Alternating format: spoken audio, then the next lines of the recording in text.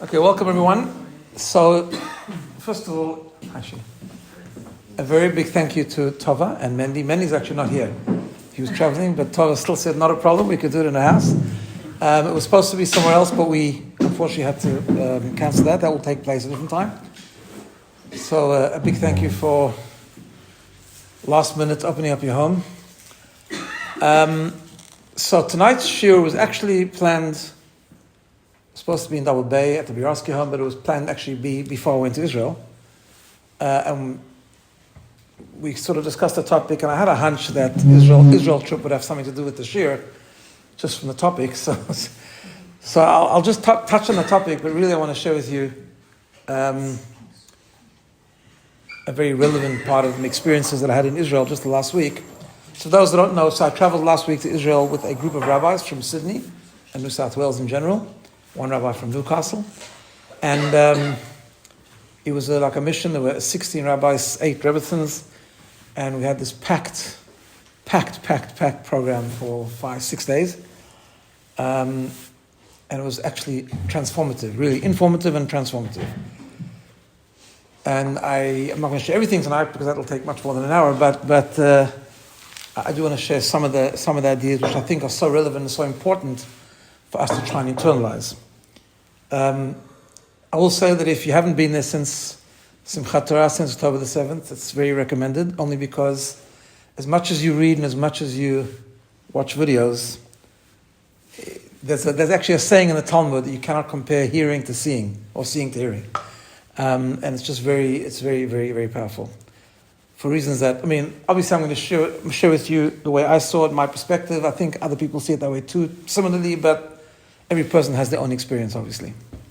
So let me just begin with the concept. The concept is that over the last year and a half particularly, I think people have been struggling a bit, or a lot.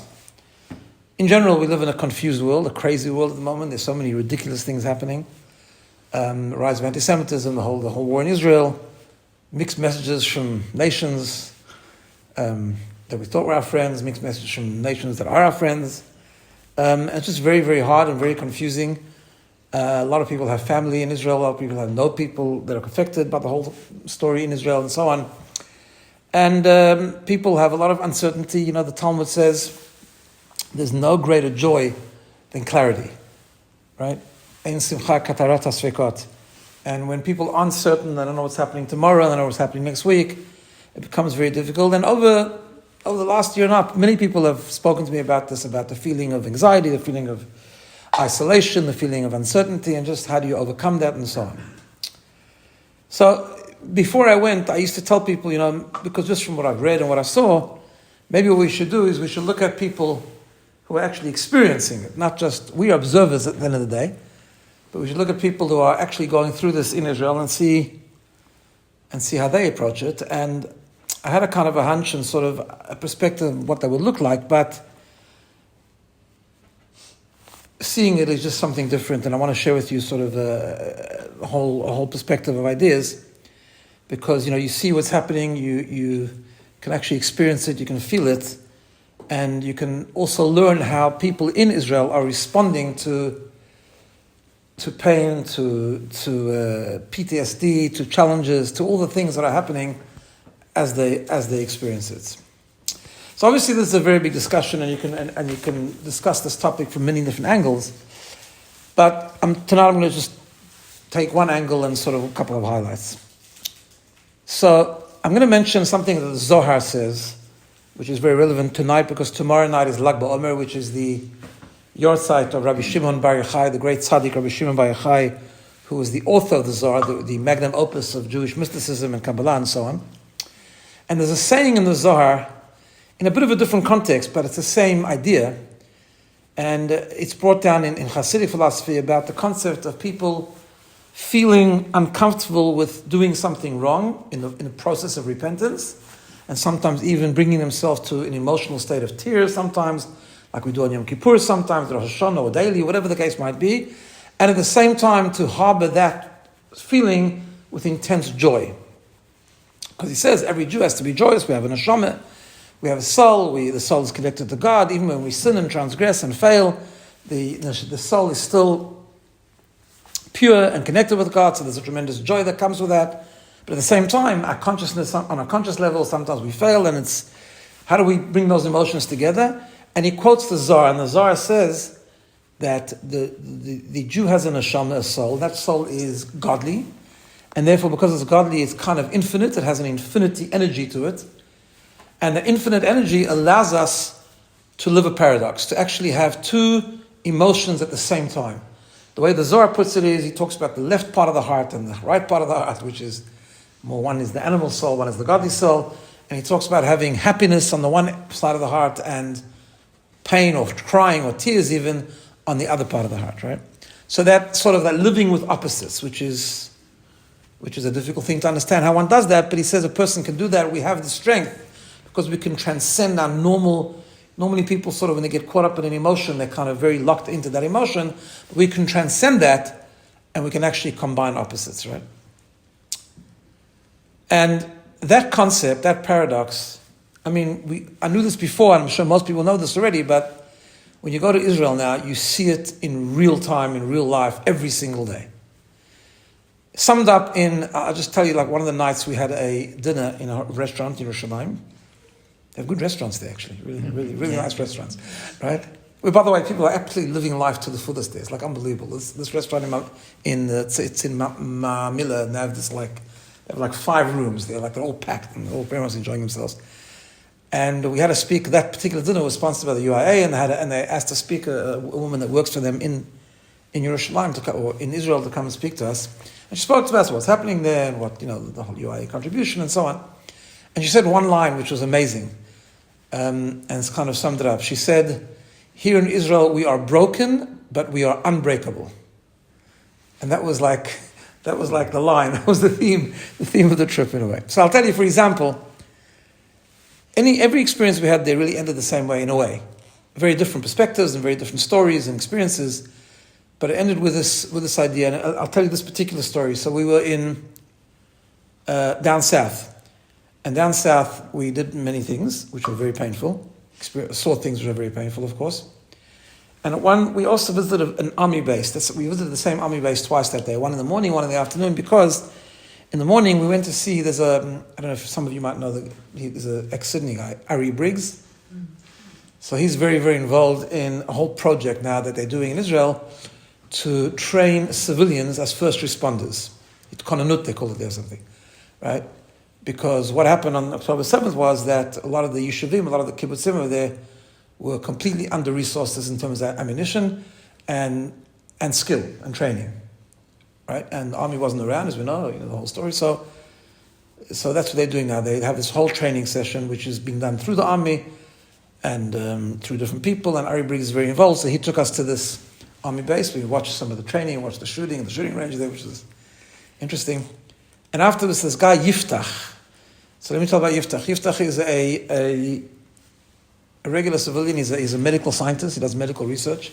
He has a day job. He not a particularly religious person, but he lived in the kibbutz called Ein Mapsod. That's what it's called, something like that. It's one of the smaller yeshuvim there. And he told us a story of what happened there, which is an incredible story. There was no one really. There was no guns. There was no ammunition, and they heard the enemy coming. One of the things the enemy did was they tried to make sure that the kibbutzim shouldn't be able to close the gates. And they put something there, they sent someone to put something there, I didn't exactly understand the details, but, and they were trying to close the gate remotely, and they couldn't, and they were running towards the front, him and his brother and a bunch of other people running towards the front of this yeshuv to protect and to fight. But they didn't have any mission, so he picked up a rock, and he saw his friend picking up an axe. He tells us a story, like, there's a bit of humor and everything. He says to his friend, "What are you doing with the axe? Like, what are you going to do with the axe?" He says, "What are you going to do with the rock?" But they went and they were ready to fight. Anyway, miraculously, and he says miraculously, he says, God saved us that day miraculously. They were actually able to close the gate, which hindered the whole progression of the terrorists coming into that particular area, different to other areas, of course. And he said, God made a miracle for us that day, and we were saved. But it was extremely traumatic, and the story was telling was usually some of them did get wounded. His brother got really wounded. Thank God he's okay today. He's fine, and he was there on the army base itself. We were introduced to both of them, Elad, I think his name was. So it was Yiftach and Elad. And this Yiftach, for his yishuv, he's now very involved, working with Ari Briggs in the training of the civilians. And I'm looking at him talk, and he's telling this whole story, and I noticed that he's telling a very traumatic story, but he's very positive. He's not telling a traumatic story like someone who's traumatized. He's telling a very traumatic story, painting the pain and the challenge very, very vividly, and yet he's very upbeat and very positive and talking about training people and rebuilding the whole stuff, right? So I'm a guy that when I go on these tours, I don't like to ask questions. I like to listen. But it was really, I needed to understand it. I needed to chap it. So when we finished, I just walked over to him privately and I said to him, "Can I ask you a question?" He says, "Of course." So I said to him, "Yiftach, I was just listening to you. Just tell me how you stay so positive after this." So he looks at me, a completely secular Israeli Jew. He says to me, "What do you mean? We're Jewish." So, we're Jewish, he says. This is our land. This is what God wants. We're doing this for thousands of years. Okay, my parents were Holocaust survivors. They rebuild. We rebuild. Okay, this war, that war. Unbelievable, right? So I was analyzing it afterwards and also having a look at things that we saw afterwards and before and so on. And I realized what's happening there is this, right? I can tell you that they're not in denial at all. There's a lot of pain in Israel at the moment. A lot of pain. They're not, people sometimes are upbeat and positive because they're in denial and they're escaping. No one's escaping there. They're experiencing it. And I got to tell you, some of the speakers were so amazing that they weren't like tour guides. They were like talking from the heart and talking experientially. And there were some very heavy days that like they brought us into their pain. It was like quite amazing, right? And different types of challenges. It's interesting, just parenthetically, that when you're not there, we talk about every time, God forbid, we read about a fallen soldier. So that's obviously a major tragedy, right? But there are so many other components of challenge and pain there, besides political stuff. But I'm talking about just on the ground. We went one day we were in the north. We were in Kiryat Shmone, and we had an amazing speaker. And Kiryat Shmone was a town in the north that was evacuated right after the war started. And the residents of Kiryat Shmone had no idea what the plan was. Because when the war broke out, the focus was trying to get soldiers to the south and the north to fight a war. What had to be evacuated was evacuated, but without a plan. Mind you, nothing in Israel is with a particular plan. But this was really without a plan, right? And they didn't understand what was happening. They were sent to hotels. They didn't even know where they were going at first. And they also thought they were going for a few weeks. And those few weeks turned into almost a year and a half. The evacuation officially only ended like a number of weeks ago, right? And he was describing so clearly what the challenge of evacuation looks like. I mean, we don't stop and think about it. I don't remember anyone really talking in great detail about it. We always talk about what are they doing in Gaza, they're winning, what are they bombing, and God forbid what soldiers are hurt or injured or whatever, or died. And this is a whole other thing. Right? I'm talking about thousands and thousands of people who, some of them, their houses were hit by missiles afterwards. Thank God they're alive because they weren't there. We visited some of those houses. I have to just tell you a humorous part to Israel, which is like typical of Israel. We went through two houses in Kiryat Shmone that were hit by missiles, burnt out because the missile then activates a fire, and the whole place is burnt and gutted and just a complete mess. We went into them, we walked through the houses, and I was thinking to myself, it's interesting, in Australia where they haven't got much to worry about, only worry about small details, so such a site will be cordoned off, you'd never be able to go there, OHS, all nicely, right? In Israel, we're about to go in, the guy just makes one half an announcement, he says, when you go in, be careful, there's a few things on the floor. And then you walk in, there's not a few things on the floor, there's rubble all over the place, there's wires, I haven't got time to worry about these things in Israel anyway. But it was very, very impactful. We came out of one of these houses and one of the rabbis says to me, he says, in Australia, our problem is when someone takes your rubbish bin in the morning and he puts his own rubbish and so you don't have enough place, right? That's the trauma we experience here. But he gave us this amazing statistics and numbers and people coming back, not coming back, and businesses and factories that were affected because no civilians, and then people losing everything, their whole memories, their furniture, their treasured thing, and then displacement. And then now the government was giving them a little bit of stipend, but they're not giving them anymore because the evacuation is now over. But many people don't want to come back because the kids are in school, so they went, right? They land up in a hotel, there's no laundry, so they had to have this whole organization, they had to buy washing machines and put them in the lobby of hotels. That was happening, right? Incredible. I had no idea. Like it was like a whole nother area of the challenge of the war, right? And of course, there's injured soldiers. People don't talk about enough about the injured soldier. I mean, every injured soldier is a whole family. And there's more injured soldiers, there's a lot of injured soldiers, this war, more than other wars. Apparently because they're a better army now, so less people fall. I mean, unfortunately, so many people did fall. But less people fall and more people get injured, so that we left with so many injured soldiers, some of them with permanent damage, some of them with not permanent damage, but so it's huge, right? So they're not in denial.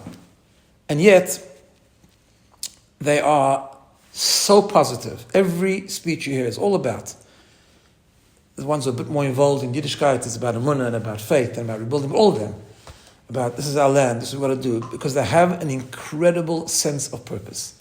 That's what you see in Israel, purpose, right? We live in a society today that a lot of people don't have purpose. It's one of the reasons why mental health is so high, mental health issues are so high, and so many other challenges, unhappiness is so rampant. I don't know if you know this, but Israel was, before the war, the fourth happiest country in the world. And the war just downgraded it to number 5, that's all. No, it's 8. Huh? I think it's 8. 8 now? Okay, it's been tough. Okay, maybe when I heard it was a few months ago, it was 5. Okay. Whatever it is, 8 is not bad either. No. After what they've gone through, right? Well ahead of Australia. Oh, yeah, that doesn't surprise me, but I mean, yeah. Why? Because when you have a sense of purpose, of course, Viktor Frankl spoke about this a lot, and we're doing our Thursday morning series on Viktor Frankl stuff. We can talk about it more, but people need meaning. The human being is designed to have meaning, and on all different levels, in all different ways of expressing it, Israelis have an incredible sense of purpose. They don't have time to define themselves by their past and by their pain and by their challenge. It's real. There's PTSD, there's trauma, there's a lot of stuff going on there, and a lot of support that they're building to be able to deal with it.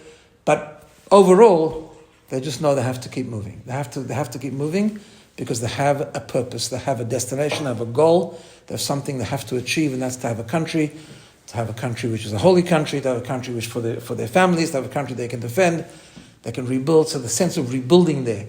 There's no like, we give up, no, we've done this before, we're going to rebuild. The sense of purpose is an incredible thing. So what happens is, and I think this is what happens with pain and challenge, right? That when you have pain and challenge, you do one of two things. Either you become caught and defined by the pain, and that leads to paralysis and despair, emotional paralysis and despair and despondency, or the pain is channeled, and it's channeled to induce an incredible sense of urgency to move forward, urgency to do what is right, and urgency to do what is needed, right? And that's really what's happening there. And you see it, the channeling, you see so much of it.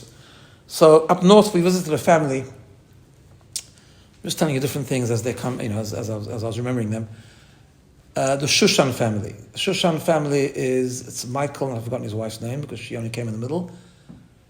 So I've forgotten her name. Anyway, but Michael Shushan is an Israeli, religious Israeli. He lives in Ma'alot. And they lost a son, Yair, a few months ago in the war. Just a few months ago. And they speak, and they're willing to speak already, and they're not, they were obviously in the beginning were not able to, but now they are, or want to. First we walked in, it was amazing. Israelis are very hospitable, so we come in there, we get back to hear from the bereaved family. But first, litom mashu, you have to eat something. So there's a whole spread of fruit and nuts and cake and who knows what, right?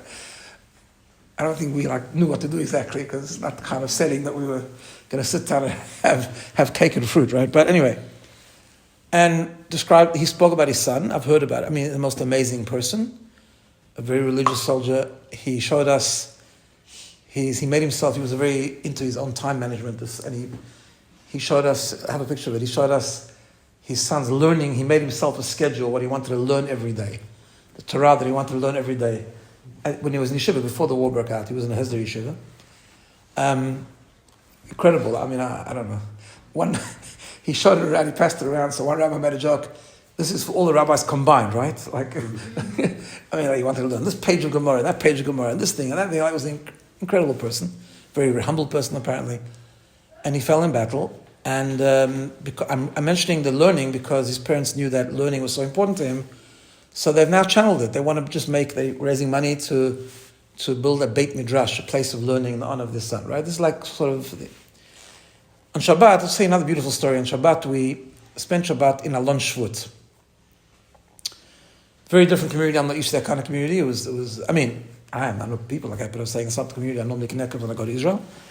Very, very different community, beautiful place actually. So Alon Shvut is part of the Gush Etzion municipality. So there's a number of different, I don't know, I still can't get the difference between a yishuv and a kibbutz and a moshav, and depending how many people there are, whatever, I'm not sure exactly, whatever it is, but Alon Shvut is a beautiful place, and a lot of very special people live there. Also filled, they're all sort of modern Orthodox people, but filled with emunah and faith and purpose. It's just so you can feel it, you can touch it. And one of the people that live there is a woman by the name of Cheryl Mandel. Cheryl Mandel lost a son. She has a very interesting story. She spoke to us, and first of all, she grew up in Canada, completely secular, until she got married. She never even saw in her life a Shabbos candle. Her mother-in-law was a little bit traditional, so the first time she saw a Shabbos candle was when she got married in her mother-in-law's house. She saw a Shabbos candle. They had a bunch of kids, and then somehow I think the husband got a bit more into Torah mitzvot, into Yiddishkeit, and engaging more in Judaism and learning and things like that. And eventually she went along with the ride, and they made Aliyah, and they moved to Alon Shvut. And now they're just a regular religious family. She's over 70 now. This happened. She didn't lose a son in this war. It was way back. I think like 12 years ago, on some mission, they had intelligence. There were some terrorists hiding somewhere, and they went to get them. But terrorists had a whole lookout system, and they noticed them, and he was killed. And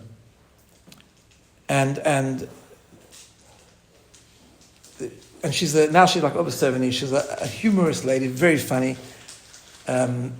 beautifully spoken, just very, very amazing. And she told us about her son, and she told us about the whole story and about her own story and so on. And at the end, she told us the following story. And the story is like this. She says, because obviously wanted to know, she was once in Sydney, I don't know if anyone heard her when she was here, but she tells the story sort of how she goes on. So first she told us about a very credible dream that she had. She had a dream where, in her dream, she saw a whole bunch of young people around a table, enjoying themselves, eating and talking, and then at the side was her son, looking very reserved, and he was like in a corner. She tells us that she had this dream, and she. Was this dream after he passed? Yeah, after he passed away, after he was killed. Yeah, and she runs over to him in the dream and hugs him, and she says to him, "Why are you so sad?" So he says in the dream, it's a fascinating dream. No, because I'll tell you why it's fascinating, because actually the concept is written in Sfarim, actually. The Rabbi G talks about it in a number of letters to people who prolonged, I mean, in Yiddishkeit you have to agree, but you're supposed to then move, gain strength and channel it and so on. And he tells her in the dream, "I can't be happy when you're sad." And she realized that she needs to, because obviously she was broken, and she had the courage and the strength to channel and to change course kind of thing. And how did she do it? She did it with the following story. She told us a story about her son. The following story. The story was that when he did his training for the army, it was the last day of training. And apparently in the army, when you train, at the end of the last day of training, they go on with like this crazy hike for like kilometers and kilometers, where all the soldiers have to wear their vest and ammunition, and base is very heavy, and they have to show that they can do this, right? And apparently there's one, I don't know what it is, it's a very heavy gun or some heavy piece of ammunition that is also given, but it's given to one person to carry as well, which is like an additional, 8 kilos or something. And it's given normally to like the strongest and the tallest of the group, because the commander reckons that's the person who's going to handle it. So he gives it to this person, not her son, and they start, and they're walking or they're running, whatever they're doing, and suddenly the guy that was carrying this extra piece of ammunition collapses. So her son, Daniel, his name, he was a lieutenant, Daniel walks over to the guy who collapsed just to see if he's okay, to help him out. And the commander sees him doing that, And the commander screams out to him, Sanders, you pick up that piece of ammunition. I don't know what the word for it in Hebrew was. She told us, but I don't remember. And he looks at the commander and like, me? Like, I'm a short guy. Like, I'm not exactly. So all he does is screams out again, Sanders, pick up the ammunition. And he does. And he keeps going. And he makes it to the finishing line and he's fine. And she said, and this is like what Israelis do. She said, I realized that I'm also on a journey, and the journey sometimes is called life, and life has to have meaning and purpose and happiness, and sometimes people collapse in the middle, but we have a commander. The commander's Hashem, and the commander's saying to me, Sanders, get up, pick up the ammunition and keep walking, keep on the journey. And she's telling, and she said that's what she lives with. She lives with. She's obviously pain never goes away. But we know from psychological research, pain can never go away. You can live with pain, but at the same time, you can also channel the pain and give the pain meaning. So she decided that's her journey. Her journey is to speak. Her journey is to inspire people. She says, she's a very funny woman. So she says, I know that Daniel would not want me to be sad. Also know he would not want me to speak about him. But he can't have everything. So I'm not sad, like a real mother. She says, he can't have everything. So I'll speak about him, but... And then, when she finishes, just the kind of person she is, when she finishes, we were like just mesmerized, right? She went on, she spoke a lot of different things, but we were just mesmerized. And then she says, now I have 2 favors to ask you, she says, before I go. First of all, she says, I've become a bit of a Breslover lately. That's what she says. See, my Breslover are very into happiness. So there's a song that the Breslovers sing, Mitzvah Gadola Liot Besimcha. I don't know if you've heard of the song. So she says, I want you to sing 2 songs for me.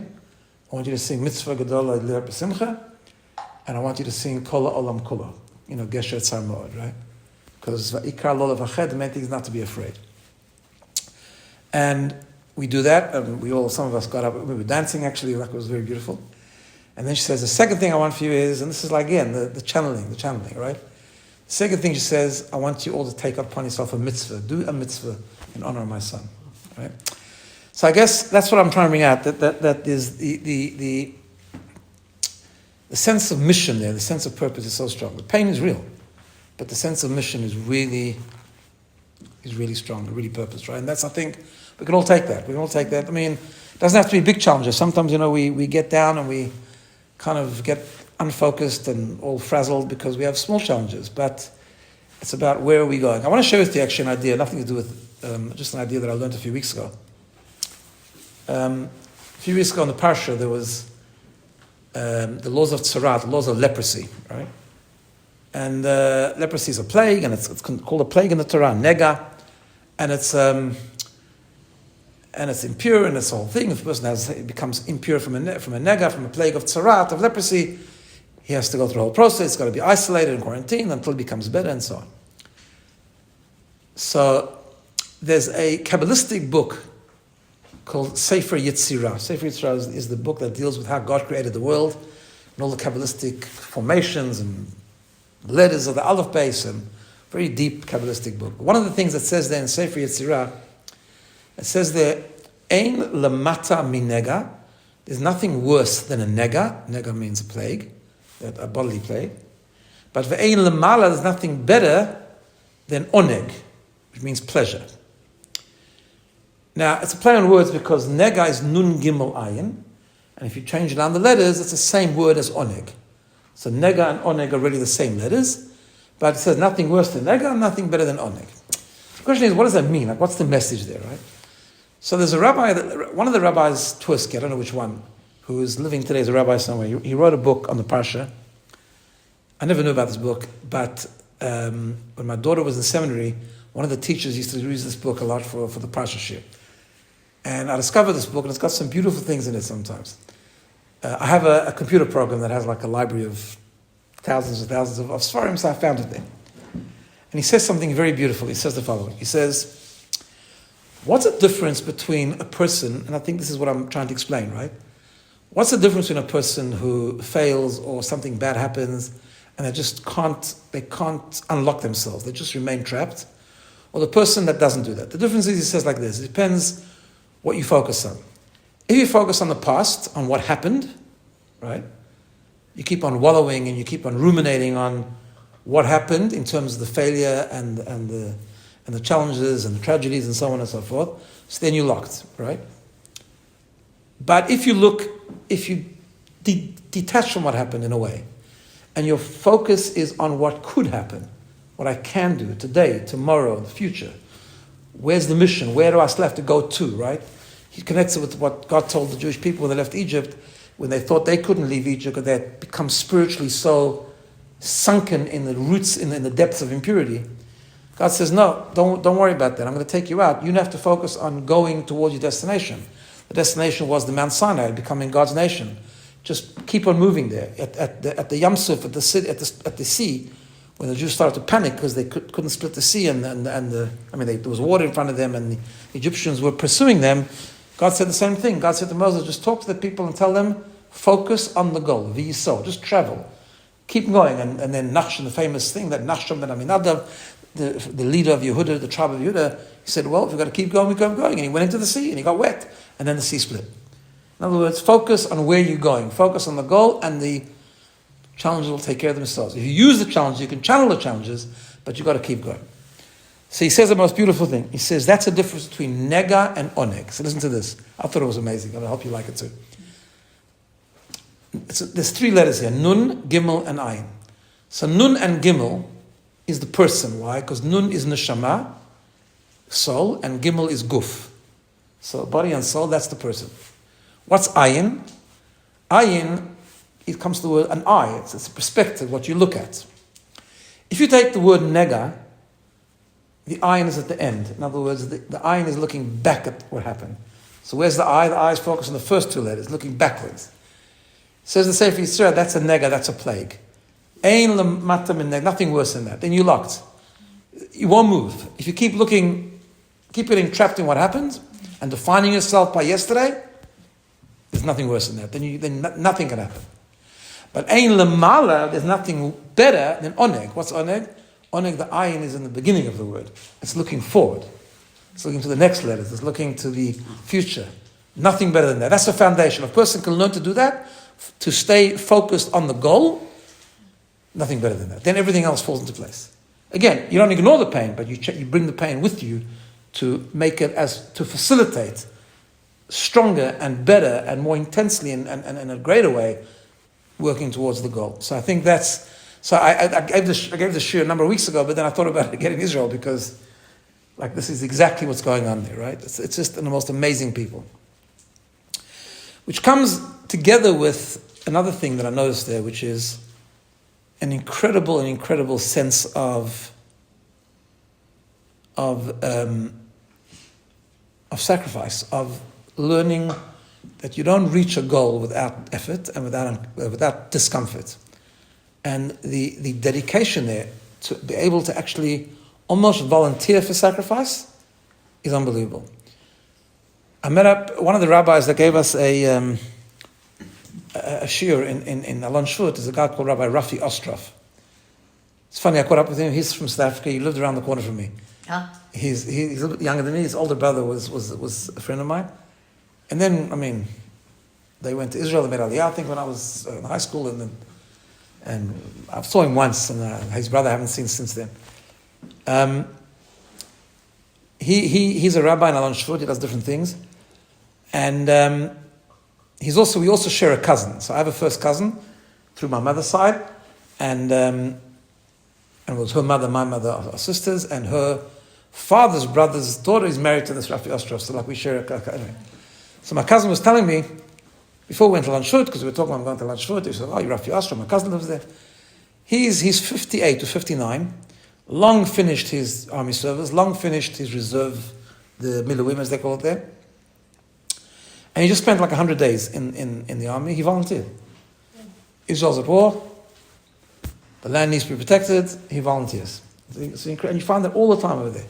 There are people there that are older that are doing now, since the war started, 5th or 6th round of Miluim. Just just because, again, such purpose and willing to be dedicated, even to sacrifice yourself for that service. It's just incredible. It's absolutely incredible.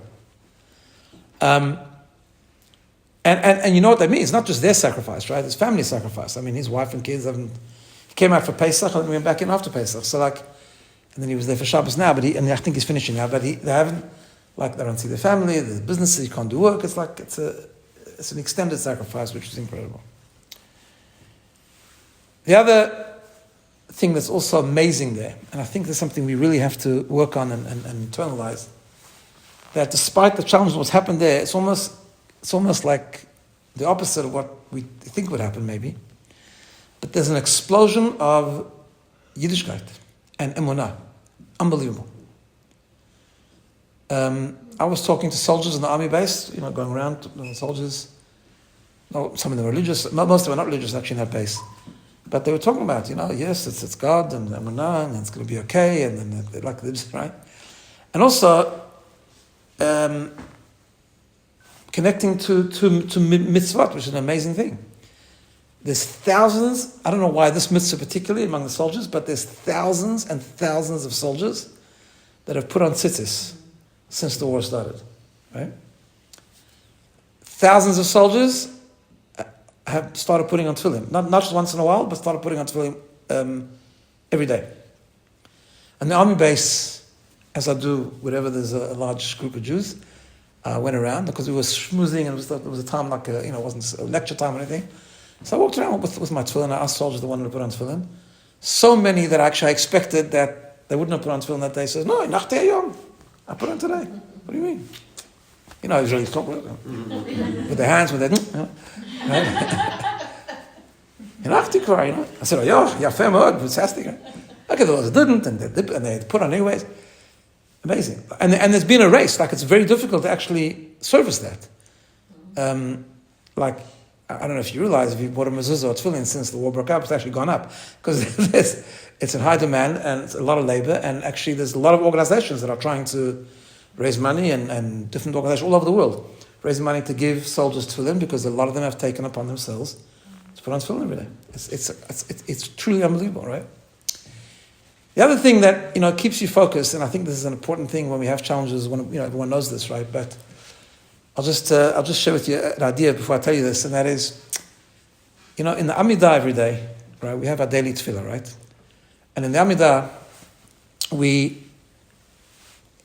the Amidah is a long list of requests from Hashem, right? That's what Amidah is. The weekday Amidah I'm talking about.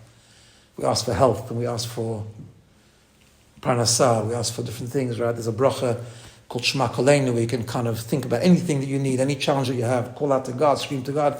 That's what it is. So God commands us to pray. It's called Bakashat Srachav. We ask for our needs.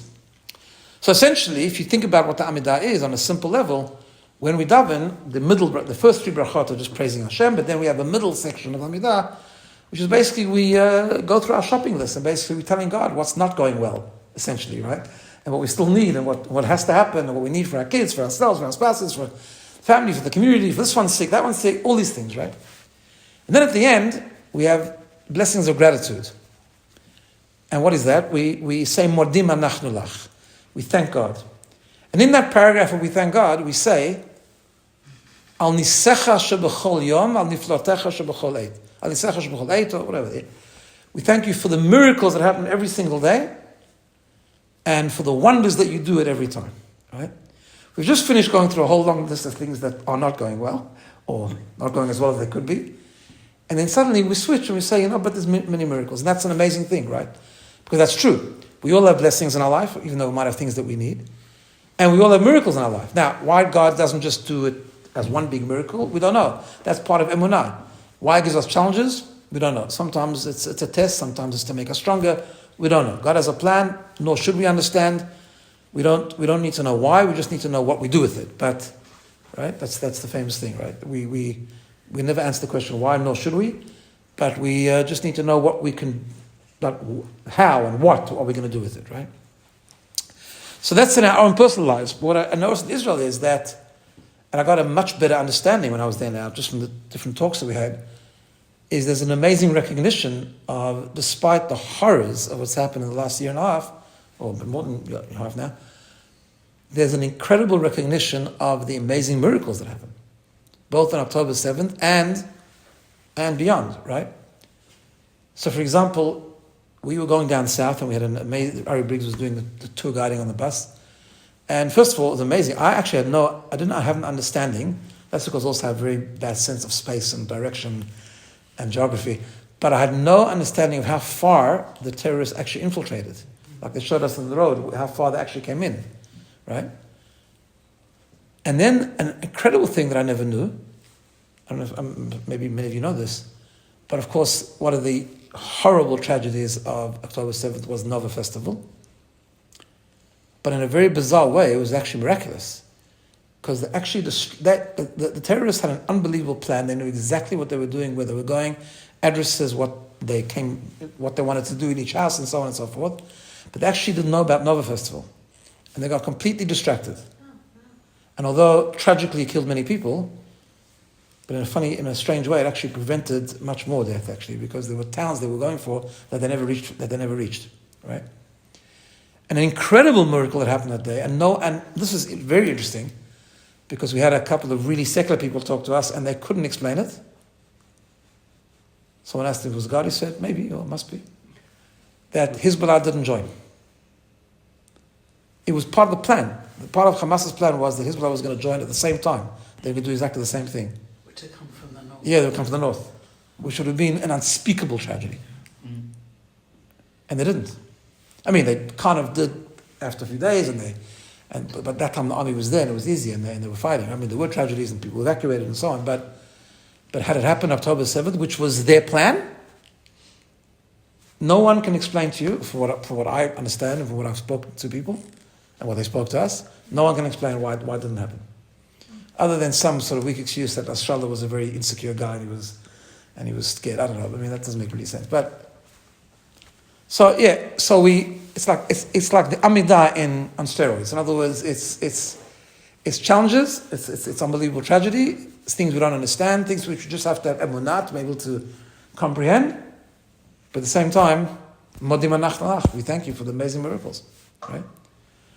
And so Rav Rimon gave us a talk, and he's very positive, and also he talked about, I don't remember some of the other things he mentioned that were really, really miraculous of what's, I mean, Iran with the missiles twice, right? It was an incredible miracle.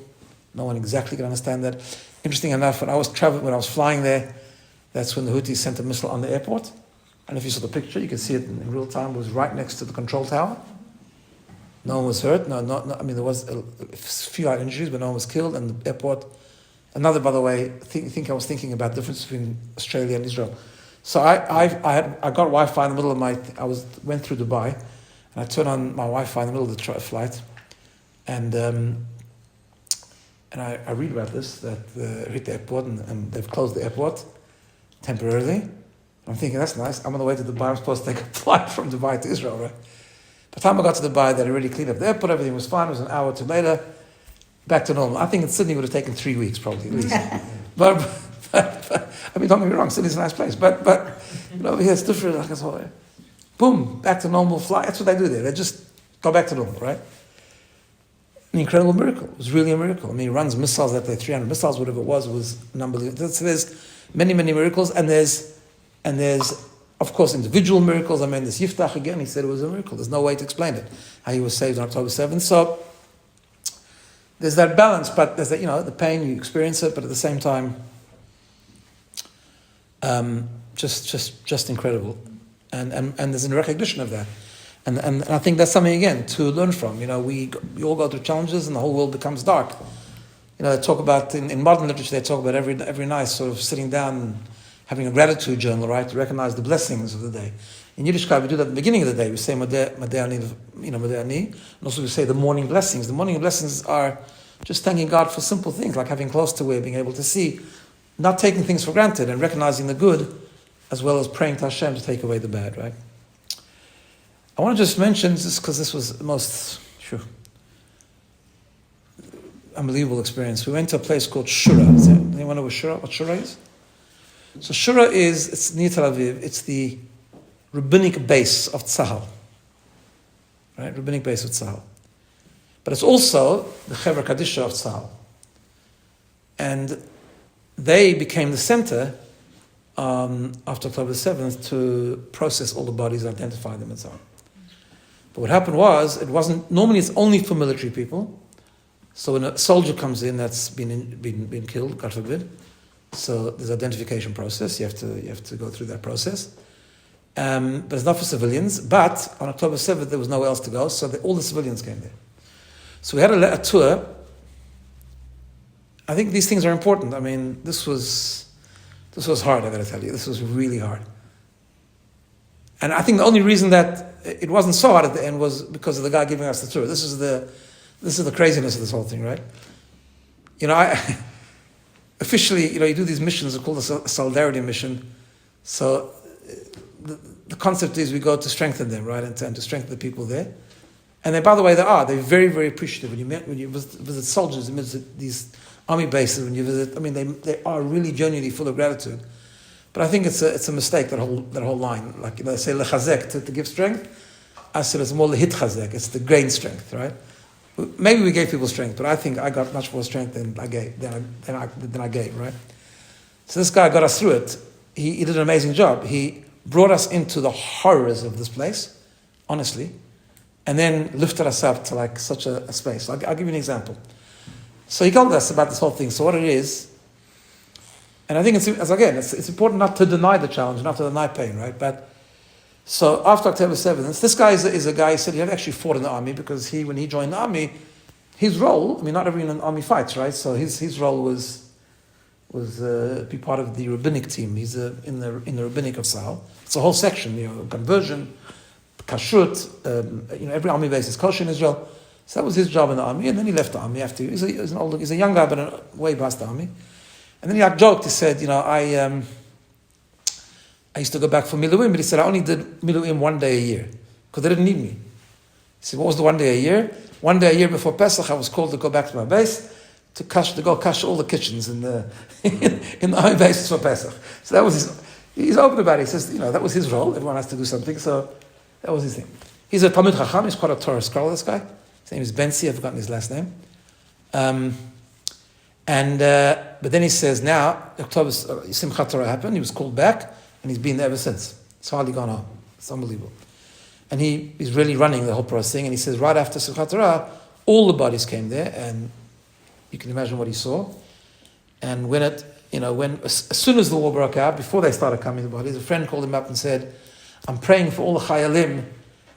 What's your name? I want to pray for you. So he started to laugh. He said, what are you going to pray for me? That I don't get a paper cut or something? Like, I'm not fighting. And he said it took him 2 days, and he realized, no, he does need people to pray for him, because there's physical danger and then there's emotional danger. And he says he knew that what he's about to enter is going to be very emotionally dangerous, right? But he's got an amazing perspective about it, and he went through the whole process, because, often it was impossible to identify, and the body parts, and without going into all the gory details, but it was just horrendous, right? So they have a whole process. They have 4 stages. One is fingerprints. That's what they do first. Then first one is, obviously, there's there's face recognition. You bring 2 people that knew the person. If that's not possible, they try fingerprints.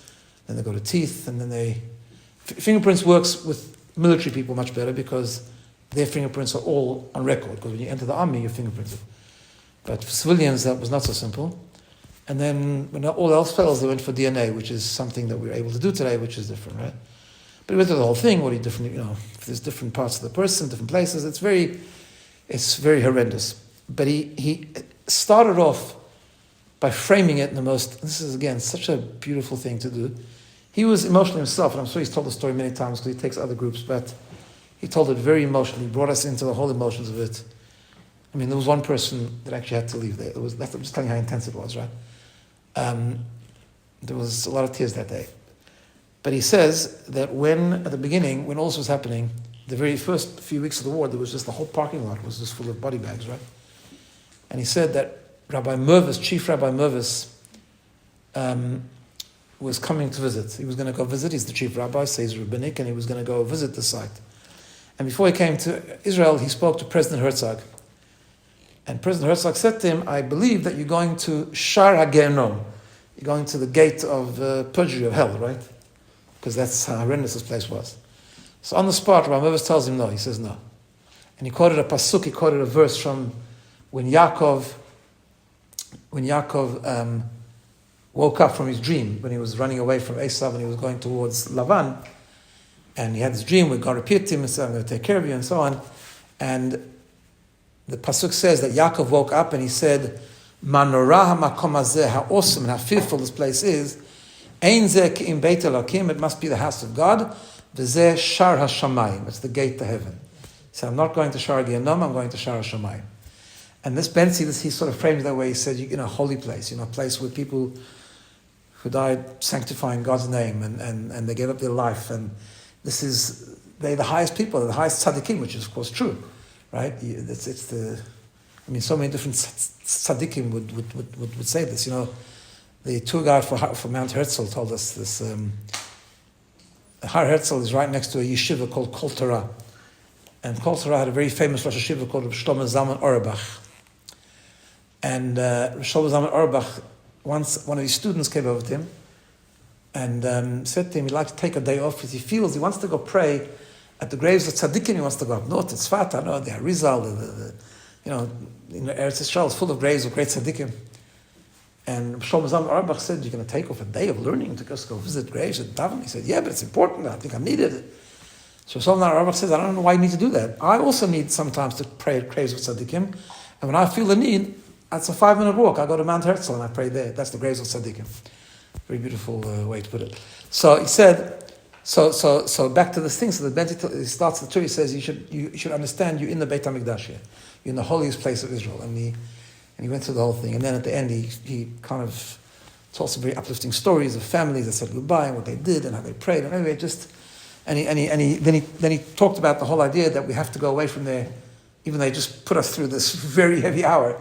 He gave us this very inspirational talk of how we need to see this as part of the rebuilding of Eretz Yisrael, part of the preparation for Mashiach. And it's just that whole the whole combination, which is so kind of amazing. I'll just finish with two things. First of all, this is not really part of the whole resilience of Israel, but it's just, I say this every time I come back from Israel, but we did some very beautiful things there, not to do with the war particularly. One is, I did this personally with someone else.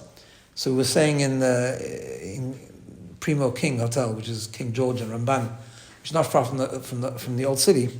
So I've never done this, but apparently I heard about this, that the hotel in the morning, people are very alive there. That's what I want to say, spiritually alive, focused, like just alive. And there's this concept. Some people think getting up 6:30 in the morning to daven is like a real challenge. But at the Kotel, but it is a concept that all over the world sometimes, some people do it, of davening with sunrise. That you do the Amidah with the sunrise. Now in the winter, that's okay, but in the summer, it's pretty early, right? So right now, it means you have to start davening about 5:15. In order to hit the sunrise, in order to hit Amidah, about 20 to 6, whatever. So I heard it's all very beautiful, the Kotel, when you do that. So I decided I want to try it. I actually ended up doing it twice. It was so beautifully. So amazing. So, every kind of Jew there. The one day, I'm telling you, there were about 2,000 people there. And it was Friday, so I came back and I told a friend, I said, there was much more people today. He said, yeah, because it's Friday. Friday is different because they don't work. I said, I'm sorry, I don't understand you. I know in Australia, when it's Sunday, people get up later, not earlier. But anyway, apparently Israel does work like that. But so they were there. And you know how the Kotel works? There's all different minyanim, right? And it's a big tumult, like it's hugely loud. But when you do the sunrise minyan, what's beautiful is they're all davening to the same clock. Mm-hmm. So suddenly what happens is, let's say it's 20 to 6 or 19 to 6, whenever the sunrise is, the place all of a sudden goes completely quiet. And every minyan is doing the Amidah. It's the most beautiful, beautiful thing. The other thing, of course, which I always do there, and I've done it 3 times now, but every time you see something new, is Ir David. Right? And if you've been to Ir David? Ir David, you know what Ir David is? Let me just explain it. Because I think it's important to know about this because I'll explain why in a minute. Because Ir David is about, 15, 20 years ago. I've been doing digs there for longer than that. What we call today the old city of Jerusalem, which is sort of west of the Kotel, right, west of the Beit HaMikdash, is not really the old city. Meaning, it's old city, it's got walls, which were built about 400 years ago. But that's not where that's not where King David set up shop. That's not the city of where King David was. King David was more to the east of the Temple Mount, right?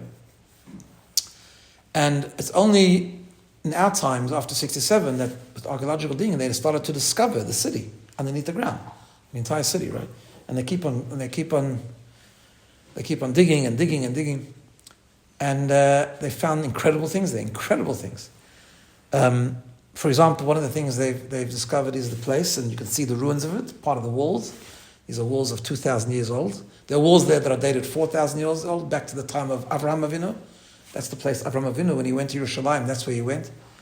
Yitzchak, Yaakov, and so on.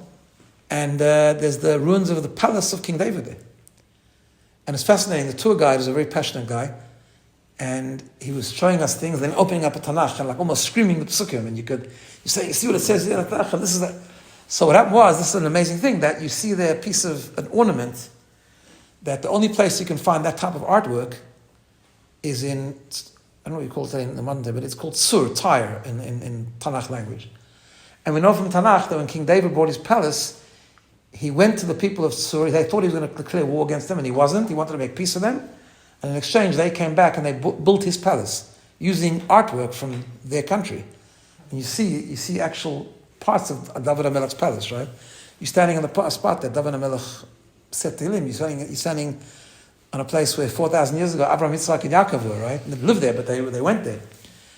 And what you also go is they discovered recently, a few years ago, it's not even open to the public yet properly, Herod rebuilt a lot of, I don't know if you know this, he was a master builder, right? He built Masada and all that. King Herod, he rebuilt a lot of Jerusalem.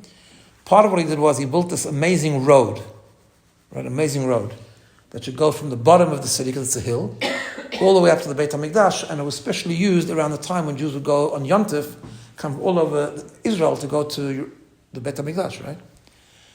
And they discovered this road by mistake. What happened was, near David, someone had a house and he had a leak. And they couldn't find where the leak is coming from.